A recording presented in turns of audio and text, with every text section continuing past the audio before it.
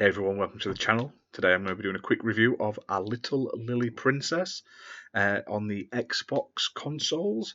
So this was developed by Hanako Games and published by Ratalaika Games, who have provided a copy for this review, so a big thank you to them. And it was released on the 28th of the 5th, 2021, so it only came out last week.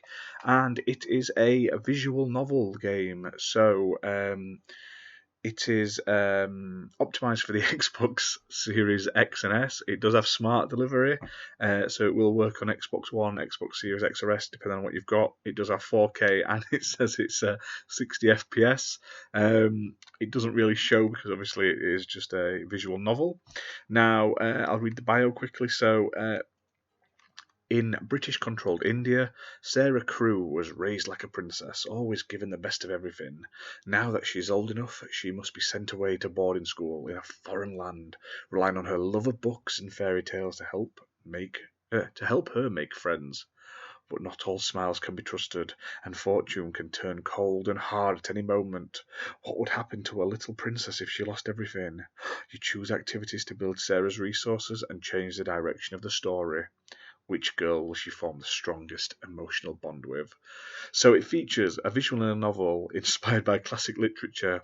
It's Victorian period setting with beautiful art and music, life simulation, resource management, multiple girls to befriend and romance, all the romance, and 6 possible endings.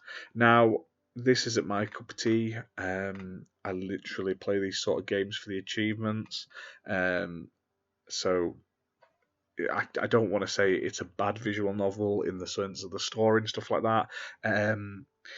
All I can say is based on other sort of visual novels I've played recently, especially ones I've put on the channel, this has not been as good as them. There was the one I've just put up like 2 weeks ago with the archaeological dig people that had like more interactions in the characters, whereas on this they're all just sort of like one pose static, and there's a lot of text, a lot less. They don't really do anything literally in this game. So what it is, there'll be a bit of talking, and then you are given like you have to pick what you're going to do each week, and what you do each week sets your stats up. So like if you do one thing, you get knowledge increase. You do something else, you get like patience increase. If you do something else, you get sort of belief increase, blah blah blah, ongoing. And then every sort of week you can then do tasks, which doesn't really do anything. It's just sort of clicking on a different character to interact with them. But you need to have certain criteria met in your stats to be able to do that. So it gives you a bit of something to do there, trying to build your stats up, because some obviously raise up and others go down, and depending on what you've picked.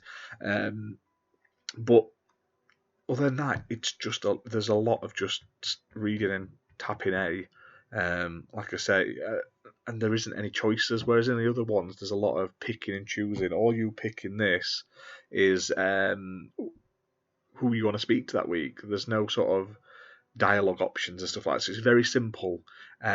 So I think those die-hard visual novel sort of lovers won't like it.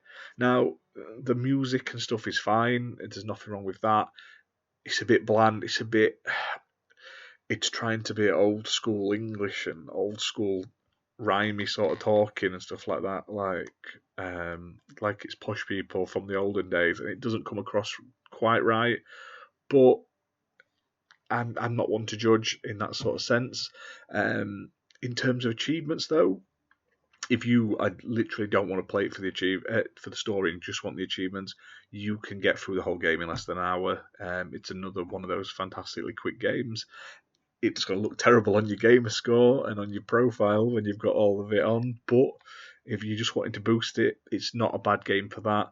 Like I say, you have to play through it 6 times basically to get the good ending with all of the different girls. So there's like 6 girls in the story, and you can basically get like a good romance option with each of them if you interact with them more than the others, basically.